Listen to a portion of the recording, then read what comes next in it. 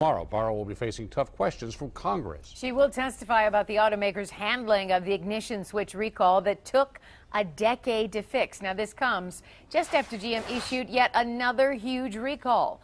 This one involving 1.3 million older vehicles with a power steering problem that brings the total number of GM vehicles recalled since February to 6.1 million. We have Team 7 coverage tonight. Jeff Vaughn is in Detroit with local GM car owners, and we will have more on the new recall as well. But our coverage begins in our nation's capital with 7 investigator Ross Jones with a look at what Mary Barra faces during her testimony. Good evening from Washington. Mary Barra has been called a child of GM, having worked there since she was only 18. Well, tomorrow she will be asked why that company, her company, ignored a defect that's been linked to a dozen deaths. She hasn't arrived on Capitol Hill yet, but we already know what GM CEO Mary Barra will say to congressional leaders tomorrow when she finally takes the oath. She's been called to Congress to explain why it took her company more than 10 years to recall 2.6 million vehicles it knew had faulty ignition switches. A month after the company announced a recall, Barra admits today GM still doesn't know why it took so long. When we have answers, we will be fully transparent with you, with our regulators and with our customers. As soon as I learned about the problem, we acted without hesitation. We told the world we had a problem that needed to be fixed. Today's GM will do the right thing.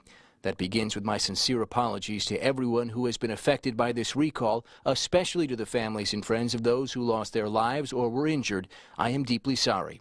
Barra will be facing a skeptical Congress tomorrow, who's already released a report that points out GM considered 2 potential fixes to the ignition problem years ago, but ultimately didn't implement either. GM bears a responsibility for the injuries, deaths, and damages, and I'm hopeful that it will not only acknowledge its responsibility, but also compensate the victims. Senator Richard Blumenthal says the recalled GM vehicles ought to be taken off the road now. Just last week, he introduced legislation that would require companies like GM to share internal safety studies with government regulators and force automakers to disclose lawsuits and insurance claims filed after a fatal crash.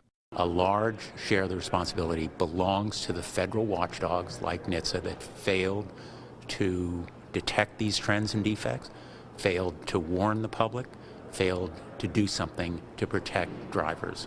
A survivor and families of the victims of the GM recall mess have traveled to Washington and are holding a press conference tomorrow where they're urging GM to change their culture. We'll be covering it and bringing it to you throughout the day. From Capitol Hill tonight, I'm Ross Jones, 7 Action News. And as those investigations try to get to the bottom of why the recall took so long, frustration is building for drivers who will have to get their cars fixed or put up with them until they are. 7 Action News reporter Jeff Vaughn's live downtown at GM headquarters tonight with that part of the story. Jeff? Yeah, Stephen, no parts, no rental cars, seemingly no help for these GM drivers, and tonight they are sounding off. Meet Jacqueline Drake. She has a message for GM. I say that it is incredible that you would hide something for 13 years. That is a huge safety issue for millions of people. Jacqueline drives a 2007 Chevy Cobalt back and forth from Pinckney to Ypsilanti every day for her classes at Eastern Michigan University. Cobalt is one of the now 6.3 million vehicles being recalled by General Motors for faulty ignition. When Jacqueline got this recall letter in the mail, she went to her dealer like it said.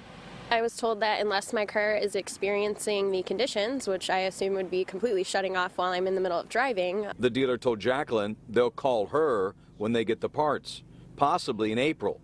So the biology student asked for a rental, like the recall notice says. They're just kind of laughing. The funny part isn't that the company doesn't have enough rentals to cover the entire recall. It's that the rental company, Enterprise, doesn't loan to drivers under 25. Jacqueline is 22. This is my only driver. It's my daily driver, so I can't exactly park my car right now. So yeah, I'm just driving an unsafe car, and it's making my entire family uncomfortable. Jacqueline is one of millions of GM owners driving cars deemed unsafe by the NHTSA. Teresa drives a GM Ion. I would challenge each and every GM exec to take one of these Ions and drive it until they find their fix and put themselves in the place that they have put their consumers. Well, although we've seen a lot of dealers that can't help out their customers, we have seen on social media a number of dealers right here in the metro that certainly are helping out in this recall effort. Now, as far as the safety of those vehicles, GM stands by them. They say as long as you follow the information and instructions on that recall notice, they say that your car is safe. Live in Detroit, Jeff Vaughn, 7 Action News. I'm sure Carolyn. people are still uneasy, even though they're saying that, but we'll see what happens. Thank you so much, Jeff.